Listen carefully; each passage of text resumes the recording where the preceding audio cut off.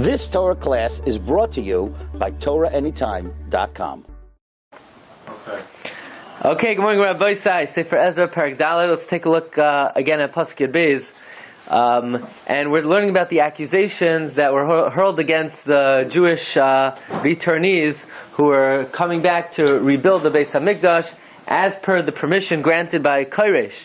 We learned Koresh was a Melech Kosher. He was a kosher king. He was a good king. He gave permission for the Jews to return and rebuild. And there's accusations being hurled against the Jewish people that they're building a city of rebellion. And we learned that a number of questions. Firstly, we know the Persians have a rule that ki kisav asher nichtav b'shem hamelech v'nachtoim b'tabas hamelech ein lahashiv. That once the Persian monarch gives permission for something, it cannot be revoked. So what even was the attempt of these people to try to convince Koresh to rescind the permission, but it was against the Persian law. Also, remember we learned that there were actually two sets of secretaries. You had in Pasuk Zayin Mitradas Tavel. One secretary's name was Mitradas Tavel, and he sent out a letter. And in Pasuk Ches we have Rechum and Shimshai. So exactly how many secretaries were there? Plus, how could they even offer to suggest that the Jewish people are rebelling? Well, this is something that would be very, very easy for Koresh to see for himself whether in fact they were rebelling or not. I mean, what audacity did they have? Weren't they worried that the king would see that there was no rebellion and he would come and punish them? So we learned from the Malbim. The Malbim has really an ingenious approach over here, that there were two sets of secretaries. You have the main secretary in Pasuk Zayin. His name was Mitradas Tavel, and of course he wrote the official document of the letter in Aramaic, and then it was translated into Persian by Rechum and Shimshai. Now we learned, take a look at Pasuk Yud Beis, that they had this ingenious method, and the method was they would write a very vague, ambiguous letter in Aramaic, and then the Persian transcribers and translators would purposely translate it in a bad way, but always knowing that if the king would ever say, hey, this is not true, so the original writers of the letters would say, this is what the translators translated. It's not my fault. I just wrote, in other words, this is what they were trying to pass off. The facts were they were building the Beis HaMikdash.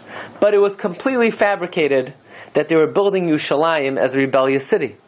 So the Aramaic original document said the Jews were rebuilding the temple in Jerusalem, which was traditionally, historically, a rebellious city.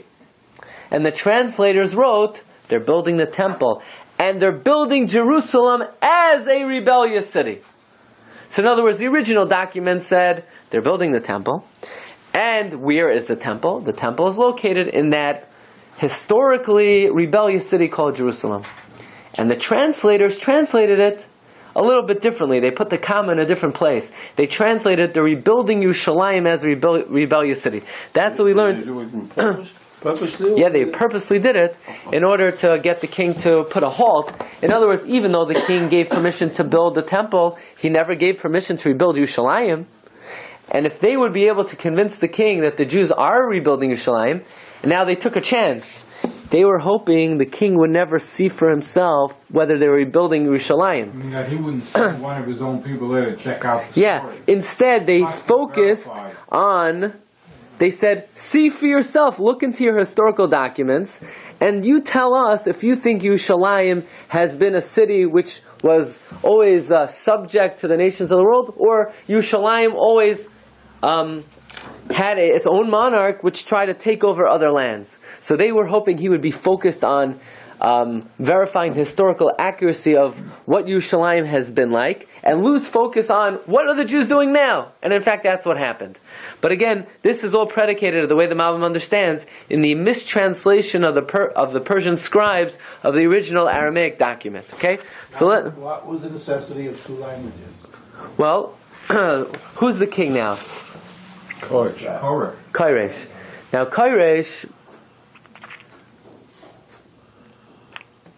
Koresh is the monarch, and the scribe wrote it in the original language, Aramaic. And if you remember, it says the Ksav Hanishtavan. In other words, Babylonian and Aramaic were very, very similar, and that was the language they wrote it in. And the Persian scribes translated it for the king who spoke Persian and for the people who spoke Persian. Okay, so now take a look in Pasuk Yudalid. Ke'an. Now, Kol Kavel. Consequently, Di Malach Hechla Malachna. We want to destroy the temple. Again, these are the translators talking. V'arvas malka lo yarech lana lemechzeh. And the disparagement of the king, it is not proper for us to see. Al dina shalachna. It is about this that we are sending v'haydana lamalka and notifying the king. And they say the following: Di yavakar b'sfar dachronaya. Di yavakar. Go, bikur. Go investigate. Bisfar Dachranaya. Now, very important to know. In Aramaic, the Dalet and the Zayin are interchangeable. So Dachranaya could be Zechroinos, right? So check the Sefer HaZechroinos, like you have in Bab Metzia. B'machnashta devei dari, b'machnashta devei zari. Threshing. Dari is the threshing floor, right? Dalet and Zayin are interchangeable. Diavasach. Go check the ancient documents of your ancestors. Check the annals of ancient Babylonian history. Usahashkach, and you will find Bisfar Dachronaya in your books of Chronicles. Visinda, you will know the Kirya Sadach, that this city, Kirya Marada, is a rebellious city. They are going to assume that Koresh, who was the king, wouldn't know the history of his. So Jerusalem was they're playing up to his. Village. They're playing up to. In other words, you go check. They're playing up to his claim to be an expert in history. You see that it's a city that always damaged kings and states. V'yeshtadur. This is a very interesting word. V'yeshtadur. Rashi teaches umered hayu. The shtadur is rebellion, insurrection, right? V'yeshtadur avdin megava. They're rebelling in it. Min yoyma salma. From days gone by. In other words, it is historically, from ancient times, a rebellious city. Al Dinah, this is the reason, Kirya Sadach Hacharavas. Why do you think Nebuchadnezzar destroyed Yerushalayim? Why? Because it itched him? He was allergic to Yerushalayim? Why do you think he destroyed Yerushalayim? Because Nebuchadnezzar was a man of history. He knew that anytime Yerushalayim is in power, it's going to bring a powerful monarch who's going to take over everything on the west side of the river. Which river? The Euphrates, right? What separates Bavel and Israel? The major landmark is Nahar Pras. So, by the way, the area west of the Nahar Pras is called Ever Hanahar, the trans river region, and that is why, says the Shimshai and Bel Ta'im, that is why Nebuchadnezzar destroyed the city. So now, very interesting. We notify the king. If you let the city be built, now a very interesting word. That. Hain. Who remembers what hain means? Hain means if. Hain, if. This city is built. Vishuraya yishtachlul, and the walls are founded. La kavel dina. Consequently, chalak ba'avar nahara. The area on the other side of the river, lo yisaylach, will not be yours. In other words, if you allow this city to be built, you should know this city will be right. This city will be the beginning of taking over the trans river area. You will own no territory on the other side of the river. Now the Malbim points out that in Pasuk Tezayin they say Mahoidin Anachna, we are notifying you. In Pasuk Yud Gimel they say it should be known before you. As if to say in Pasuk Yud Gimel they're saying, King, you should be aware of the following. And in Pasuk Tezayin they're saying we are telling you. In other words, in the beginning they did not say this is coming from us. They just said this is general knowledge. But Pasuk Tezayin they're saying we are telling you. So the Malbim points out that in the beginning, where they were talking about that if Yerushalayim is built, king, you're going to lose your taxes. So that's something that we don't have to vouch for the authenticity of it. We don't have to hide behind anything. This is public knowledge. This is clear. Everybody knows that if you let Yerushalayim be built, what's going to happen? There are going to be no taxes. You're not going to collect any taxes. But on this final point, that if you let Yerushalayim be built, then all the area of the Transjordan will not be yours. That maybe, king, you'll be a little suspect of. And therefore we're telling you we stand behind it. And if we're the ones telling you. In other words, this was something which perhaps was questionable, and that is why they had by this point, they had to say, you should know where the source is. When you're saying something clear as day, you don't have to say the source. Right? I tell you, the sun rises in the day. So somebody's going to say, V state, I don't have to cite chapter and verse. But if I tell you that on the last Tuesday in January, it's always the coldest day of the month, so then I'm going to have to bring you, historical evidence of that. So that's what they're saying over here on this final point, that you will not have any land in the Ever Hanar, Mohaydin Anach, that we are telling you. Okay. Pasuk Yud Zayin. Pisgama, the letter, Shlach Malka, the king sent Al Rechum Be'el Ta'im to Rechum, the secretary of the Shimshai Safra, and Shimshai the scribe, who again is Shimshai is who? Son of Haman. Ushar Kinavasain and the rest of their associates, the Yasvin B'Shamrayan, who are living in the Shomron, Ushar Avarnara, and the rest of the Trans River people, Shalom, those who lived in the Shlum, those who lived Uchees, those who lived in Ke'enes. Sometimes they're called Ke'es, sometimes they're called Ke'enes. Now Rashi learns Shalom is the name of a location. Others learn Shalom means, what do you think it means? Peace. Peace.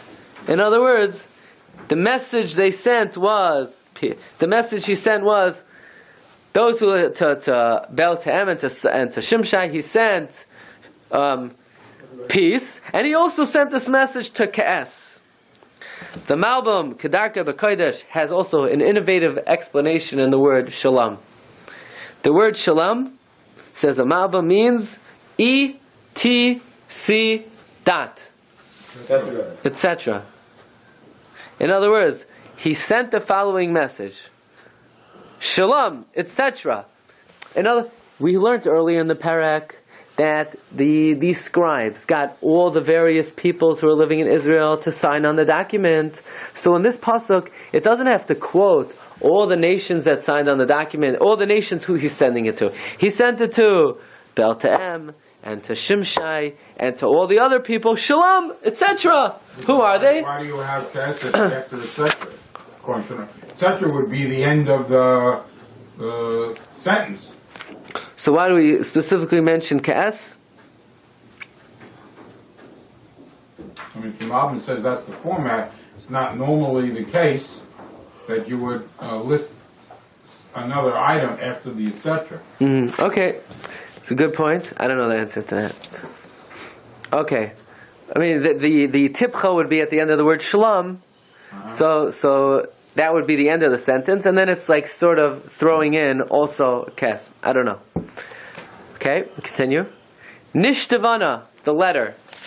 The shalachton alena, the letter that, now this is what Kairesh is sending back to the people. The people accused, Kairesh responds. Nishtavana, the letter, the shalachton alena, that you sent to us. Mifarash was explained, Keri was read, Kadamai, before me. Okay, so Kairesh is acknowledging receipt of the letter, and he's saying, I got it, they read it to me, they explained it.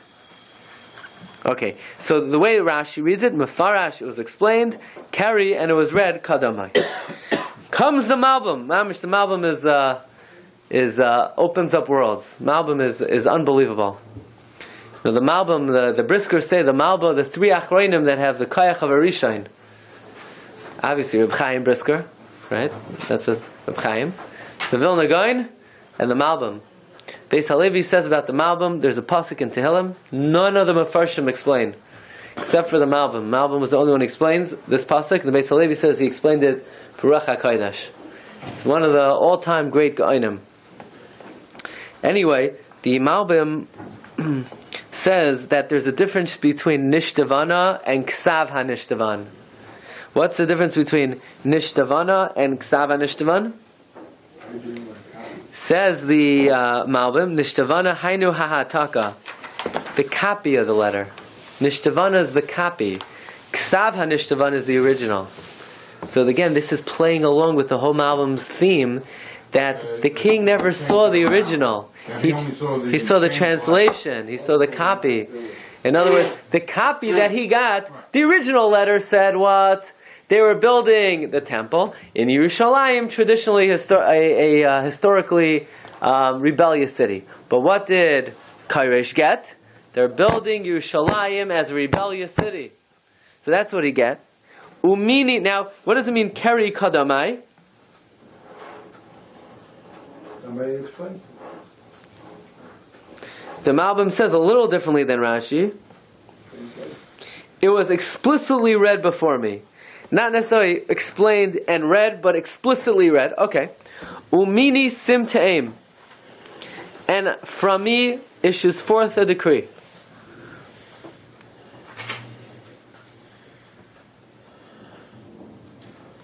Uvakaru, that I checked. Vihashkachu, and I found. Now he's not going to find that they were building Yerushalayim because he didn't even look into that. What did he check and find? Di Kiryas Sadach, that this city, Min Yoy Masoma, for all eternity. Al Malchin Misnasa, always raised above other kings. Who's that referring to? Which king in Jerusalem was elevated above other kings? No, Jewish, right? Oh, Jewish king. Shlomo Melech.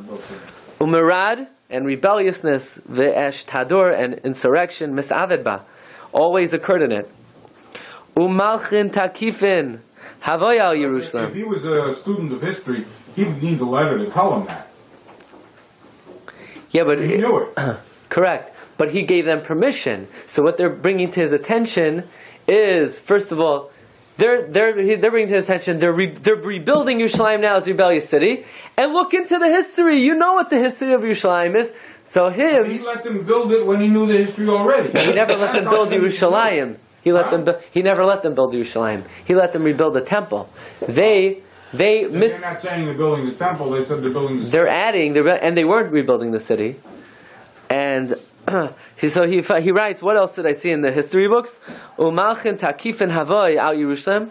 There have been mighty kings over Yerushalayim. V'shalitin who ruled b'chol avar nara, on the entire end of the river. Now, by the way, what? Both banks. Both sides. Well, he's specifically referring to the western side, Israel, Jordan. But the truth is, Shlomo ruled even more than that. Shlomo ruled even into Bavel during the reign of Shlomo. And he says, B'chol avar nara, umida, and a certain type of tax, velo, v'halach, different levies, different types, misyahev lahain. They were paying Shlomo. So you let those Jews rebuild, they're going to employ a king, and he's going to collect taxes from us. So he looked into the historical documents, how the Jewish kings collected taxes from everybody else. And therefore, Ke'an...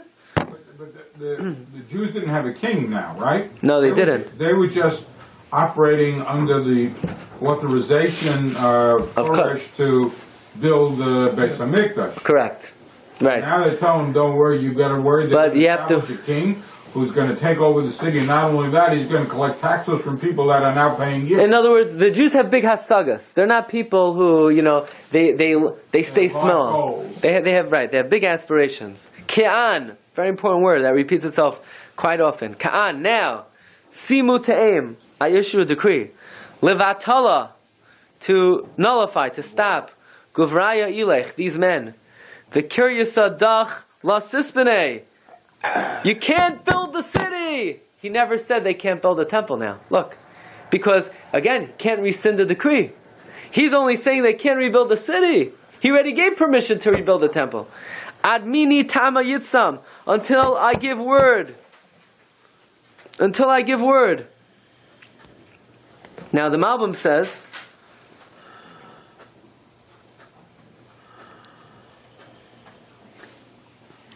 okay, let's see the next pasuk. Yeah. So they're going to mistranslate the letter again. Because he's going to say they can't build a city. And Shimshai are going to translate, they can't build a city, the rebellious city, which has in it... Right, they're going to mistranslate it that the temple cannot be built either. So that's all he says so far.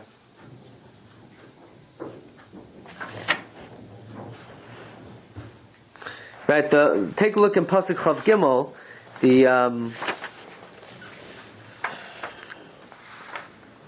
Malbim says, "Ki b'pkudas hamelech," according to the command of the king, "Lo nizkar levato binyan habayis." He never decreed to build the temple. Rak binyan hayir, rak sheb'mashakasa levatolo gavraya elech v'kiri sadach lasispene. These words that he said could be interpreted two ways. Look at the words he says. He says, "Levatolo gavraya elech." They could be interpreted two ways. One is, stop these men from building the bias, because about the city, you can't stop them. But it says, it clearly says, Kyria said, Dachlo Sispane. Kyria is the city. Kyria is not a bias or a binya.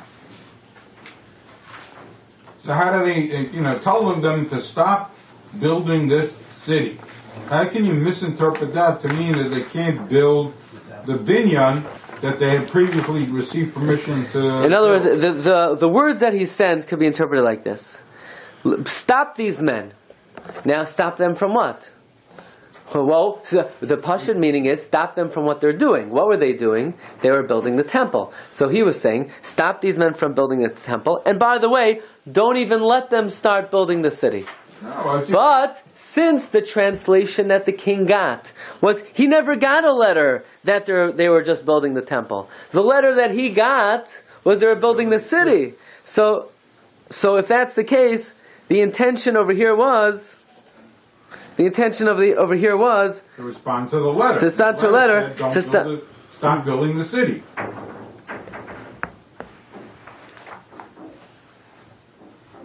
If you want to say that Ke'in Simutain Levatola Guvoria Elech means tell these men to stop building, stop whatever they're doing, then it would be unnecessary to say that Kyria Dachlo Sispane. Because you have to stop everything you're doing, then you're obviously not going to build a city. So it must be that he is responding in kind to the interpretation of the letter that he received, which means stop building the city. And more than that, he couldn't have retracted the authorization he gave to build a binyan. So it has to be the city. Well, it really depends on what letter the king got. If the king would have gotten a letter that they're building the city... Which he did get. Yeah. Right, if he got a letter, they're building just the Beis HaMikdash, so then his response would be... I can't withdraw stop. No, his response would be, no. Then stop these people from building the Beis HaMikdash. Couldn't do that. No, he could do that. Why? He could withdraw an authorization that previously gave. We said before. No, he could do whatever he wants. The question is, that was against protocol. But in terms of understanding what he's responding, well, it depends what he's responding to. If he's responding to these people are building the temple, which was really what the original letter said before it was translated, then his response is, stop them from building the temple. Why? But, what? Why? If that's the letter that he would have received, then this is how to construe his response. Now, the letter he got was more than that. Since they translated to him that they're doing more than build the temple, they translated to him that they're also building the city, then then his response would be, you can't let them rebuild the city. Right? The Malbim says, Al v'lefi ha'emes, shehem hatiku haksav sidna, al binyan ha'ir. Since the truth is that they copied the letter that they're accusing against the city, then what he responded to be mavatal these men is be mavatal them from building the city.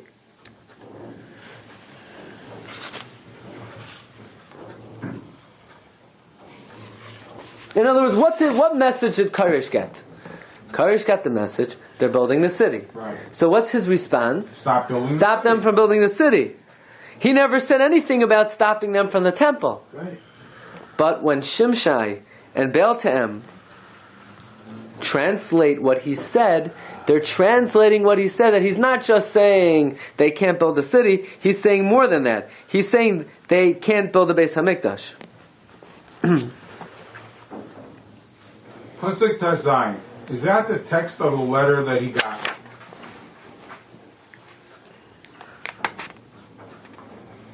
That's, yeah. Mm-hmm. Okay, so that's what he has to respond to. That's the text of the letter, right? But, no. So that's what he has to tell him to stop doing. By adding that's more than what the letter said. The letter didn't say that. No, the letter said they're building the city. So his response, in other words, the translation, stop building the city. Did he ever say, stop building the temple? No, because he never said the letter didn't say they were building the temple. But they are mistranslating his return letter. We're going to see further. We're not up to that yet. Okay, but see, all he's saying is, and he's not going against his original statement. His original statement was they could build a temple, and he's not revoking that. All he's saying is, I don't want them rebuilding the city. So look in Pasuk Chav Beis, Uzehirin Havoi, be very careful, that shalu means interfere, make shkagais, push them off. Lemebed al dina, to make for this. In other words, make sure you interfere and you confuse them and you get in the way of what they're doing. Lema yiske chavala. Why should you increase the act of destruction? Lehanzakas malchin, to have the king destroyed. In other words, since if they build the city, it's going to cause a damage to the king. Yeah, it's going to cost them money. So then why magnify the destruction that will cause the king damage? Okay, it's Pasuk Chav Gimel. He's telling those people not to cause harm. Right, just stop them from what they're doing. No. He's telling them, be careful to interfere with what they're doing, because if you don't, why would you want to magnify the harm that could come to me from what they're building? Okay? In other words, Lama Yiske Chavala, why magnify the destruction, lahanzakas malchin, to the damage of the king. Rashi says, Madua yigdam maisa hashchasa be'ir azois lahazik malachim. Why increase the devastation that could occur through the city? This is the end I have of. a different take on this. Yeah. I think it's simply telling them, I want them to stop what they're doing, but I don't want you to do anything more that's going to cause damage to my kingdom. In other words, you could go after them and say, destroy what they're doing, destroy the Jewish homes, whatever. That's going to cost me money. I don't want you to do that. I just want them to stop doing what they're doing. If you do more than that, it's going to cost me. I mean, just interfere, but don't hurt them, because that. Right, and don't do any more damage. Just want to have an insurrection of it. Uh-huh.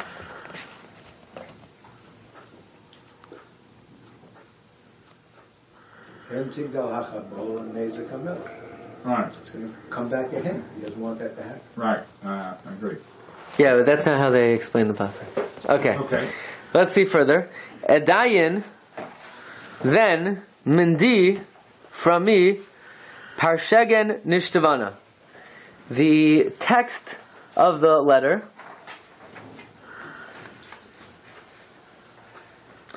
Right, again, Edayin, Mindi, Parshegen Nishtavana. When the text of the letter, Di Artachshasta Malka, of Artachshasta the king. Who's Artachshasta? Koresh. Kari, when it was read, Kadam Rechum, before Rechum, V'Shimshai Safra, V'Kav Nasain and their cohorts, Azalu, they left, B'Vehilu, with great bewilderment, with great haste, L'Yerushalayim, to Yerushalayim al Yudaye, Uvatilu Himai, and they stopped them, Ezra. Remember we learned? The Dalet is interchanged with the Ezra. Ezra, with a outstretched, with an arm, with power, b'chayil and might. Beidayin then betelas avidas beis elakah. They came there with an army. They stopped them doing what they were doing with force. They didn't just show them the letter and saying that the king said stop what you're doing? Well, I'm sure they showed the letter, but they imposed their will. In other words, this was not they didn't ask politely, but they did so with great force. Because the king didn't tell him to do that. The king said to interfere, but didn't tell him to use force. No, right? They took that on their own. Look, they're very far away from the king, and the king did not take the liberty to confirm if what they were saying was true or to send anybody with them. Beidayin then betelas avidas beis halaha di Yerushalayim. They stopped the construction of Beis Hamikdash in Yerushalayim. V'havas batla, and it was stopped. Again, which king is this, Rabbi Isai? Koresh. From Koresh to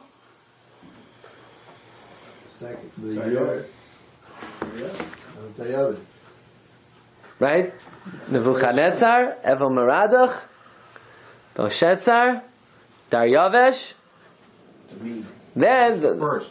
through Koresh, Achashverosh, Daryavesh. Through three kings. It was stopped for Havas Batla at Shinas Tartin until the second year, Lamalchus Daryavesh Melech Paras of the Persian Daryavesh, not to be confused with the Mede Daryavesh who preceded Koresh. Again, right? Nebuchadnezzar, Evel Meradach, Belshazzar, Daryavesh are the Median kings, and then you have Koresh, Achashverosh, and Daryavesh.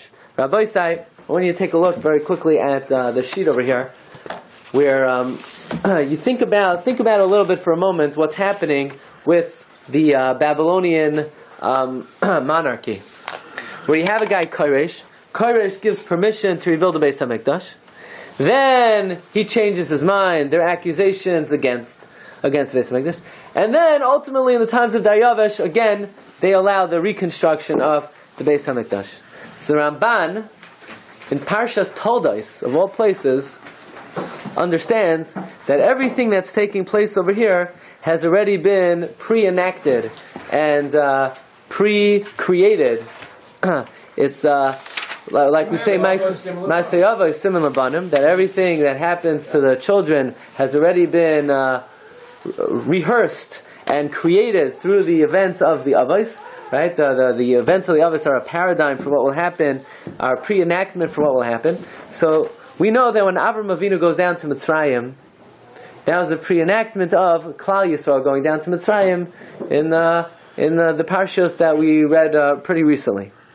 But where is it alluded to in the Chumash, this Inyan of Galus Bavel? Galus Bavel is different than a regular Galus. The Ramban says, take a look at this Ramban in Parshas Toldos. Uladaiti, now this is talking about when Yitzchak went to the Eretz Plishtim.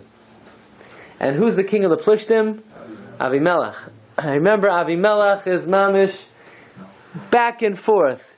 He's flip-flop, big flip-flop. First he tells Yitzchak, you stay with us, we're going to take care of you, we're going to protect you, everything's going to be good for you. And then Avimelech is jealous of Yitzchak, and he hates Yitzchak, and he banishes Yitzchak. And then ultimately he comes running to Yitzchak and he says, let's make a treaty, let's make a deal.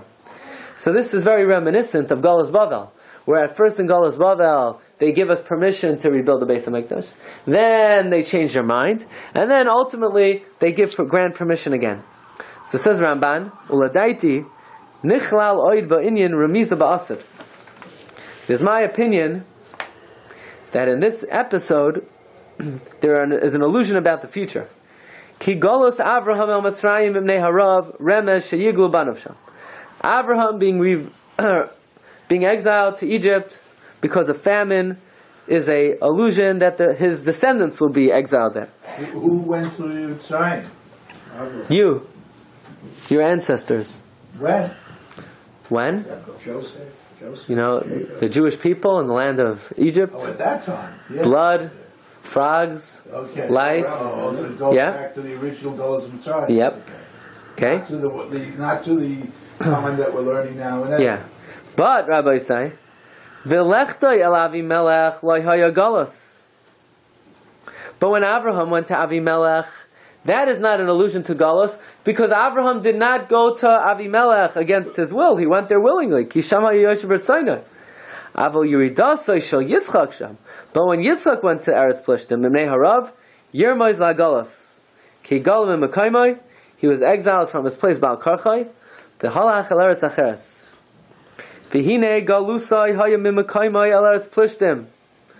When Yitzchak went to the Eretz Plishtim, was that the first time Jewish people ever went to the Philistines? No, Abraham had already preceded him. So the Plishtim was Eretz Megurei Aviv. The Yirma is the Galus Bavel, because Bavel was also Eretz Megurei Aviv. Because you know who else came from Bavel? Abraham. So Yitzchak going to the Plishtim was a future remes to Klal Yisrael going to Bavel. Shumaka Megurei Avosim Shei Ba'or Kazim. V'da. Ki ha-Golos ha-Nizgar Yidmel Amaisa Yitzchak. Golos Bavel was very similar to the life of Yitzchak. Because when Yitzchak came to Avimelech and to the Plishtim, they didn't take his wife. He just was in exile. He was afraid. First Avimelech said, nobody touches this woman. Whoever touches her is going to die. And then he retreated and he said, you know what, Yitzchak, get lost. And then he comes running. So in Pasuk Yud Aleph he says, anyone who touches Yitzchak's wife will die. In Pasuk Tez Zayin he says, goodbye. In Pasuk Chav Ches, Chazu Elav Bivris. He comes running to him to make a covenant. V'chein Galus Bavel. Galu Sham Ibnei Zalafos Rav. How did we end up in Bavel? There's a famine in Israel. Umeis Heyoisam Sham. When we were there, Layavadim, they did not enslave us. They did not torture us in Bavel. Aval Hayu Gedoleim Sarim v'Malchus. Our greatest members, Daniel, Hanani, Mishael, V'Azariah, they were the highest ranking people. And then, what does Kaireh say? Mi v'chem mikol amihi alehav imay v'yal. Like in Ezra, Parak Aleph, Pasuk Gimel, Kaireh gives permission, go back! And he warns that the ministers of the land should protect the Jews. They stopped the construction. And it was in ruins until the time. And afterwards, permission was granted. And he warned them, and they said, so in other words, Ramban sees a parallel between Yitzchak in the Eretz Plishtim and Klal Yisrael in Bavel. Avraham in Eretz Plishtim is not a portent to the future. Is part of Eretz Yisrael? Is what? Is Plishtim part of Eretz Yisrael? Yes. It is a part of Eretz Yisrael. Yes. So going to the Plishtim is not leaving Israel. Correct, right? Yitzchak was not allowed to leave Eretz Yisrael, right? I was wondering. Yes, the Gaza is definitely considered a part of Eretz Yisrael, and in fact, the Rashbam learns that because Avram made a treaty with Avimelech, so Hashem punished him that he was going to have to kill his son, because Hashem tells Avram, I didn't give you Eretz Yisrael to give it away. You give away Eretz Yisrael, let me take your son back. No more. Right? So Eretz Plishtim is considered part of Eretz Yisrael. Have a wonderful day. Next time we continue with Parak Hey. You've just experienced another Torah class brought to you by TorahAnytime.com.